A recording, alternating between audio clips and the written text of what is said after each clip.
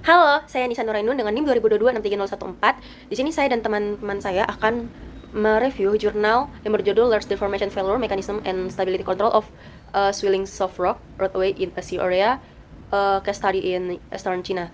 Jurnal ini dia secara garis besar menjelaskan tentang mekanisme kegagalan deformasi atau large deformation failure pada swelling rock roadway, dan umumnya merupakan hasil interaksi kompleks antara faktor geologi, tegangan atau stres yang dominan tinggi, dan sifat fisik batuannya itu lebih ekspansif. Jadi mekanisme ini studi kasus ini terjadi di kawasan perairan di Tiongkok Timur. Sebelum menjelaskan hasil review jurnal kami, saya akan menjelaskan apa itu swelling soft rock. Jadi swelling soft rock itu adalah massa dari batuan rekayasa yang berkekuatan rendah seperti batu pasir atau mudstone, terus batu lempung atau clay rock, serpih atau shell, dan batu bara yang mengandung mineral lempung yang dominan tinggi. Jadi dia bisa motorolilonit dan lilit. Nah, batuan ini dia mengalami deformasi yang relatif besar akibat ekspansi dari volume saat terekspor air atau reliefnya tegangan rendah. Nah, ada karakteristik utama dari swelling soft rock. Itu pertama, dia kekuatannya rendah. Dia memiliki rasio kekuatan terhadap tegangan seringkali kurang dari 0,3 sampai 0,5 sehingga rentan terhadap deformasi besar setelah penggalian. Nah, perilaku ini biasanya di mineral lempung di dalamnya itu ada seperti montolilonit. Dia menyerap air dan menyebabkan batuan itu lebih sering membengkak yang bisa merusak struktur keterowongan atau fondasi. Selanjutnya karakteristiknya deformasi waktu. Jadi batuan ini dia menunjukkan deformasi reologi atau tergantung waktu yang lebih signifikan. Secara teknis, swelling soft rock itu sering menimbulkan masalah serius dalam proyek teknik sipil dan pertambangan di bawah tanah karena potensinya untuk mengembang dan melemah setelah terpapar air atau udah. Di bab pendahuluan itu sudah dijelaskan bahwa tambangnya itu ada di bawah dasar laut. Kenapa di bawah dasar laut? Karena sesuai dengan jurnal di dalam tersebut bahwa dibandingkan dengan tambang batu bara yang konvensional yang terletak di kedalaman yang sama di darat, tambang batu bara di wilayah laut itu dia lebih menunjukkan deformasi besar non-linear yang lebih signifikan, dan batuan lunak yang mengembang merupakan lapisan batuan khas di tambang batu bara di wilayah laut Tiongkok. Jadi alasan mereka nambang di bawah laut karena tambang batu bara di daerah itu lebih khas dibandingkan tambang batu bara di tempat lain. Nah, batuan lunak yang telah mengalami swelling itu dia mengacu pada batuan lunak yang kandungan air atau volumenya relatif berubah karena reaksi fisik dan kimia dengan air. Masalah rekayasa batuan ini dia mengembang setelah menjadi salah satu masalah teoritis dan rekayasa yang paling kompleks dalam mekanika batuan dan geologi rekayasa karena sifatnya yang rumit dan bahaya rekayasa yang serius. Selanjutnya, akibat dampak air pada batu bara dan batuan di sekitarnya, parameter kekuatannya itu relatif menurun. Hal ini membuat masalah rekayasa batuan lunak yang mengembang menjadi lebih intens dan lebih rumit. Dan mekanisme deformasi serta pengendalian stabilitas yang diterapkan pada tambang di darat itu tidak dapat sepenuhnya memenuhi kebutuhan penambangan jalan. Oleh sebab itu, tambang batuan lunak yang berkembang di daerah laut lebih sering untuk digunakan. Dalam makalah ini juga, dia menjelaskan tentang deformasi dan jalan batuan lunak yang mengalami swelling di tambang batu bara Beizhou di bawah kondisi penyangga yang sudah diselidiki. Selanjutnya, efek penyangga yang baik bisa tercapai yang dapat memberikan referensi bermanfaat untuk penyangga jalan tambang yang mungkin saja serupa dengan daerah tersebut. Secara garis besar, penelitian ini dilakukan di tambang batu bara Beizhou yang terletak di kota Yantai, Provinsi Shandong di daerah Tiongkok Timur. Dan tambang ini juga dia meliputi area yang seluas 29,63 km persegi, dan itu semua sudah include dengan area lokal seluas 10,39 km dan area laut seluas 19,24 km persegi. Nah, jalan tambang yang difokuskan pada penelitian ini tuh dia berada pada ketinggian minus 300 meter di area daratan dan di ketinggian minus 11 meter di sekitar Laut Bohai. Nah, untuk di tambang ini terdapat dua akuifer utama. Yang pertama di daerah Marl dan di daerah Batuan Lumpur. Maka setelah diidentifikasi kalau tingkat swelling dari batu lumpur yang berminyak itu ada di sekitar 15 sampai 15,10%, sedangkan batu pasir yang berlumpur itu ada di range 21,50%, sehingga berada dalam kisaran penyerapan air yang relatif tinggi. Makanya di tempat tersebut relatif terjadi swelling. Ini saya akan menjelaskan tentang profil litologi batuan dan batuan di sekitarnya. Jadi di situ ada litologi sirpi minyak, batu lumpur yang berminyak, terus batu bara dan pasir batu lumpur, pasir dengan sedikit batu lumpur begitu. Nah, sirpi minyak ini dia memiliki ketebalan 3,38 meter. Terus batu lumpur yang relatif memiliki kandungan minyak ini 15,87 meter. Batu bara dia memiliki ketebalan 4,45 meter dan batu pasir yang relatif batu lumpur itu 12,40 meter. Nah, untuk sirpi minyak itu dia memiliki keadaan geologi abu-abu kecoklatan, kandungan minyaknya itu relatif tinggi di bagian atasnya. Selanjutnya itu ada batu lumpur yang relatif berminyak. Itu dia formasi batuannya itu relatif padat, ada struktur blok dan perlapisan horizontalnya itu di relatif bagian atas. Terus pelapisan bawah itu dia lebih dominan untuk mengalami swelling dan secara lokal dia mengandung lapisan lempung lunak di wilayah sekitarnya. Selanjutnya ada batu bara. Batu bara ini dia kondisi fisiknya itu untuk deskripsi geologinya itu dia warnanya kecoklatan, terutama dalam batu bara yang terang. Selanjutnya dia diikuti oleh batu bara yang warnanya lebih kusam. Selanjutnya ada batu pasir dan batu pasir yang dominan batu lumpur. Jadi batu pasir ke batu lumpur. Nah, dia punya keadaan geologi itu batu lumpur atau batu pasir itu di sekitar struktur blok, dan pada batu lumpur lepas itu dia relatif lebih sering mengembang saat terkena air. Nah, ada pun parameter mekanik batuan di sekitarnya. Yang pertama ada lokasi yang di floor atau lantai dan roof atau atap. Jadi dia punya batuan lumpur berminyak itu dia punya kekuatan tekan itu 6,57 MPa, dan kalau misalnya di floor di atap itu dia termasuk pasir dan batu lumpur. Jadi dia punya tekanan 7,45 MPa, dan penyerapan air di bagian lantai itu 42,60 yang otomatis 60%. Sedangkan untuk daerah atap itu relatif lebih tinggi, sekitar 64 sampai 21%. Selanjutnya untuk tingkat swelling di daerah lantai yang merupakan batu lumpur yang relatif berminyak itu cuma 15,10%, sedangkan daerah atap itu 21,50% tingkat swellingnya, yang otomatis di daerah tersebut di daerah atap itu sangat rentan untuk terjadi keruntuhan atau failure. Halo, perkenalkan nama saya Hulda Yemima, NIM 2022-63012. Di video kali ini saya akan melanjutkan mereview jurnal yang berjudul Large Deformation Failure Mechanism and Stability Control of a Swelling Soft Rock Roadway in a Sea Area, a Case Study in Eastern China. Oke, saya akan melanjutkan mulai dari 2.2, analisis komposisi mineral lempung batuan sekitar.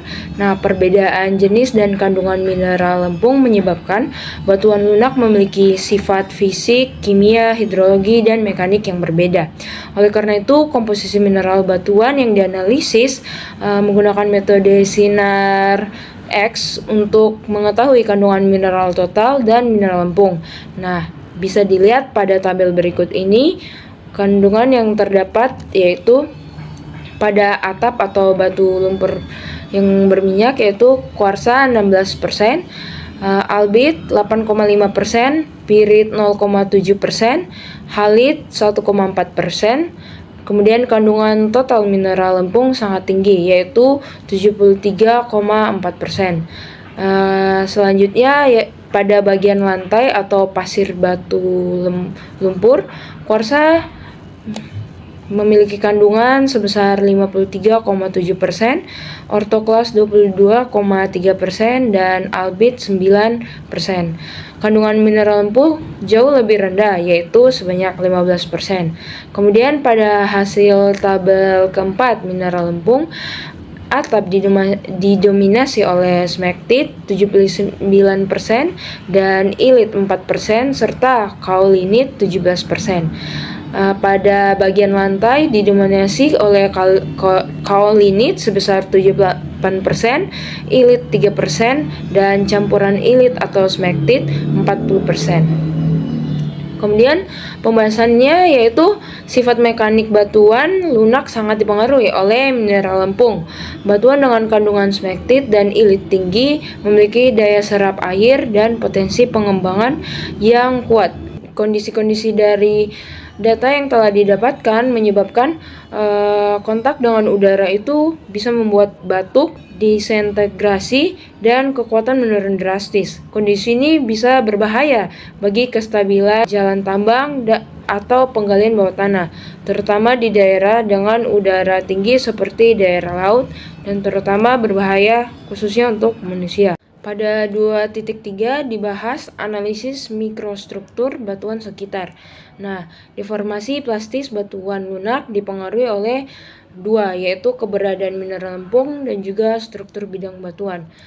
Adapun hasil pemeriksaan mikroskop yang telah dilakukan, yaitu menggunakan mikroskop elektron, menunjukkan bahwa struktur batuan longgar, kemudian banyak lubang pelarutan, pori antar butir, dan mikropori antar mineral, mikroretakan berkembang dan sebagian saling terhubung. Nah, bisa dilihat pada gambar di samping contoh hasil pengamatan, yaitu pori pelarutan kurang lebih 20-30 mikrometer, kemudian ada mikropori kurang lebih 20 mikrometer, dan pembatas hingga kurang lebih 100 mikrometer. Nah, dari keseluruhan hasil pembahasan ini menunjukkan jenis mineral lempung dan struktur mikrobatuan merupakan faktor utama yang menentukan kekuatan pembekuan serta kestabilan batuan lunak, terutama ketika terpapar udara. Terima kasih.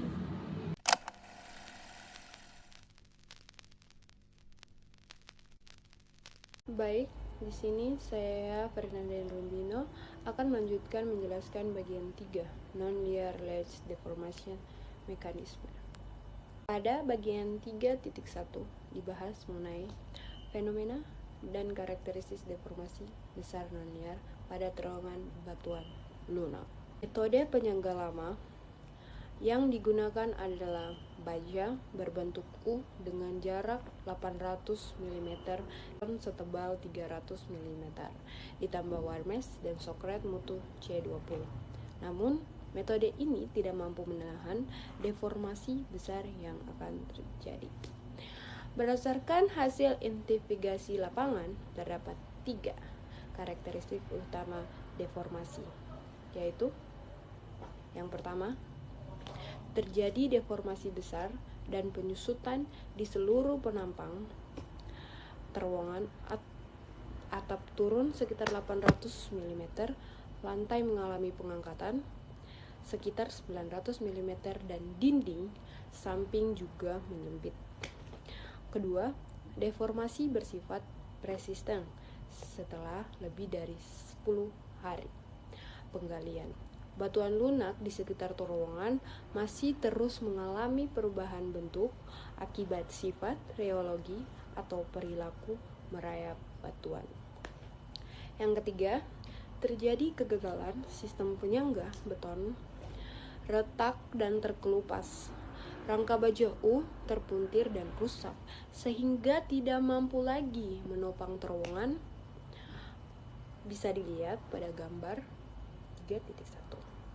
Di sini menunjukkan A. penurunan atap, B. pengangkatan lantai, C. beton dinding yang pecah, dan D.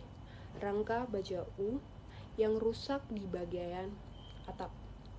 Hal ini membuktikan bahwa sistem penyangga lama tidak sesuai untuk kondisi batuan yang mengembang.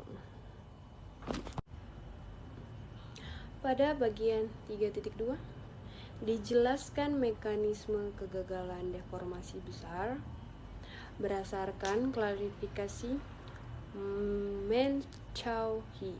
Terdapat 3 tipe mekanisme. Yang pertama adalah ekspansi fisikokimia akibat sifat mineral lempung seperti stibnite, kaolinite yang menyebabkan batuan mengembang ketika bereaksi dengan air. Yang kedua adalah ekspansi akibat tegangan dipengaruhi oleh tegangan tektonik horizontal dan tegangan gravitasi vertikal. Yang ketiga adalah Deformasi struktural berkaitan dengan kondisi struktur batuan seperti sesar, perlapisan lemah, dan bidang diskontinuitas. Serta secara keseluruhan, deformasi pada lokasi penelitian merupakan mekanisme gabungan dari tipe 1, tipe 2, dan juga tipe 3. Pada bagian 3.3 dibahas transformasi mekanisme deformasi non-linear melalui perbaikan sistem penyangga agar mekanisme kompleks dapat disederhanakan. Langkah pertama adalah penggunaan baut CRLD yang memiliki tahanan konstan dan mampu mengalami deformasi besar, sehingga energi dari batuan sekitar dapat diserap secara bertahap. Yang kedua adalah optimalisasi 3 dimensi dengan kondisi baut CRLD panjang 3000 mm dan 2500 mm serta penambahan baut grounding pada lantai untuk mengendalikan deformasi besar yang akan terjadi. Yang ketiga adalah penggunaan kombinasi rock bolt, wire mesh, axle beam, dan grounding untuk meningkatkan kekuatan dukungan secara menyeluruh. Bagan alir pada 3 titik ya menunjukkan proses perubahan mekanisme gabungan yang sangat kompleks. Kombinasi dikontrol bertahap dengan teknik baut CRLD. Dilanjutkan optimasi 3 dimensi hingga akhirnya menjadi mekanisme yang lebih sederhana dan juga stabil. Perkenalkan, nama saya Yulianto Taplo. Di sini saya akan melanjutkan materi dari teman saya, yaitu di mana mekanisme penyanggaan baut CRLD. Baut CRLD memiliki karakteristik utama berupa tahanan konstan yang tinggi dan kemampuan deformasi yang besar, sehingga sangat efektif digunakan pada terowongan batuan lunak dalam. Adapun karakteristik utama yaitu tahanan konstan yang rata-ratanya tuh 160 kN, deformasinya rata-rata 761 mm dan rasio deformasinya yaitu 48,6% dari panjang baut sekitar. Mekanisme terdapat menjadi 3 tahap, yang dimana tahap pertama atau awalnya tuh bautnya tuh bekerja seperti baut biasa pada umumnya. Deformasi batuan sehingga mencapai batas tahanan desainnya. Yang kedua ada tahapan kedua yaitu deformasi terkontrol, di mana baut mengalami deformasi dengan tahanan konstan menyerap energi yang dilepaskan oleh batuan sekitar sehingga sistem menuju keseimbangan baru. Dan tahap ketiga yaitu energi deformasi batuan yang berkurang, dan dengan dukungan baut CRLD maka terowongan kembali mencapai kondisi yang stabil. Nah, yang berikutnya ada 4.2 yaitu pengendalian stabilitas dan aplikasi. Untuk meningkatkan kestabilan terowongan dengan digunakan metode pengendalian stabil multiple, yaitu memiliki 3 atau beberapa kombinasi seperti ada baut CRLD, anchor beam, wire mesh baja, baut grounding lantai, dan beton serat baja. Dengan tujuan sistem kombinasinya itu mengendalikan deformasi besar secara menyeluruh seperti bagian atap, dinding, dan lantai. Yang kedua, memperkuat struktur lantai yang sering digunakan atau yang sering menjadi titik lemahnya. Yang ketiga, meningkatkan kekuatan dan kekakuan sistem penyangga. Yang terakhir yaitu mencapai keseimbangan dan stabilitas jangka panjang. Baik, cukup itu saja dan materi selanjutnya akan dibacakan oleh teman saya. Terima kasih.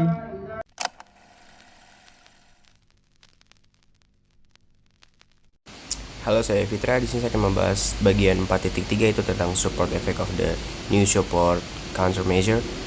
Di sini dibilang bahwa efek dukungan baru terhadap perubahan bentuk batu tumpuan sekitar jalan terowongan dipantau menggunakan instrumen pengukuran dinamis jalan untuk menguji efektivitas desain dukungan. Instrumen ini dapat secara otomatis memantau dan merekam data deformasi atap, lantai, dan dinding samping. Seperti yang ditujukan pada gambar 9. 4 titik pemantauan ditempatkan pada bagian uji dukungan baru di jalan terowongan dan 2 titik pemantauan ditempatkan pada bagian uji dukungan lama. Deformasi permukaan jalan ditunjukkan pada gambar 10. Proses deformasi dapat diklasifikasikan menjadi 2 tahap, yaitu penggalian tahap 1 dan penambangan tahap 2. Dalam penggalian tahap pertama, situasi deformasi memiliki 3 tahap, yaitu tahap aktif, tahap transisi, dan tahap stabil. Setelah deformasi cepat dari tahap aktif dan tahap transisi, deformasi total batuan di sekitarnya tampak stabil, yang merupakan tahap stabil.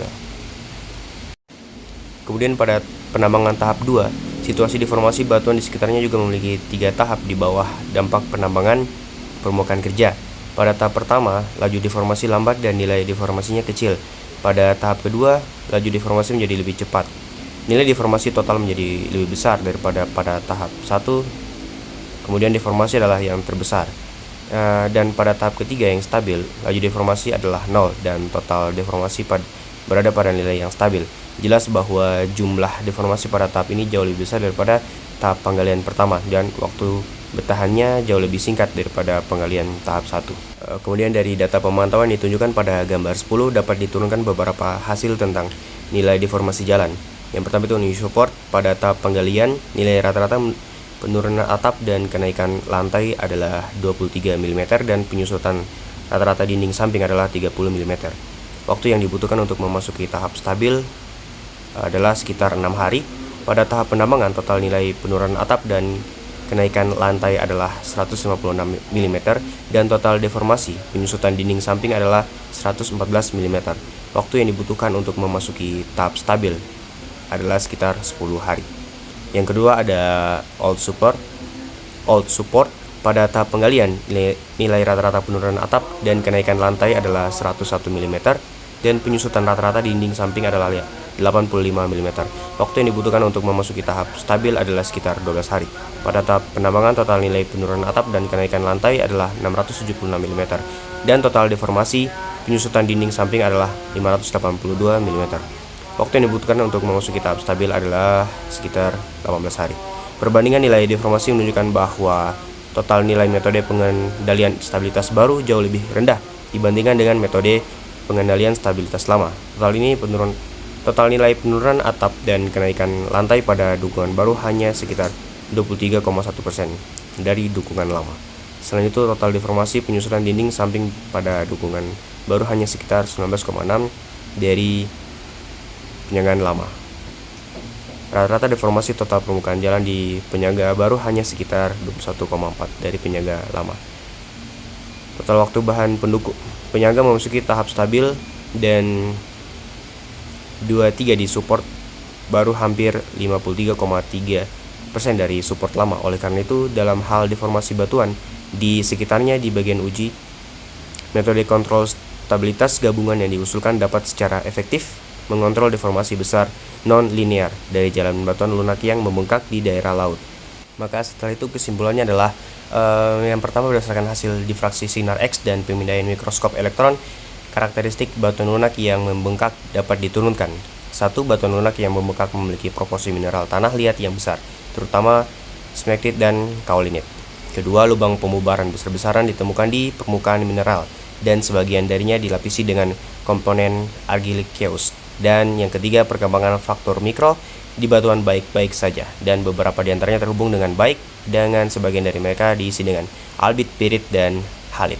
Yang kedua adalah hasil investigasi di lokasi site memperoleh karakteristik deformasi besar berikut. Yang pertama, deformasi besar dan penyusutan jalan raya secara keseluruhan. Kemudian yang kedua, deformasi persisten, dan yang ketiga, kegagalan bahan pendukung atau yang bahan penyangga.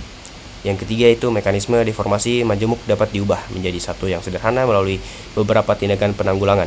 Desain penyangga kopling yang berisi balok jangkar, jaring baja, baut CRLD, baut grouting lantai, dan beton serat baja diusulkan dan diterapkan.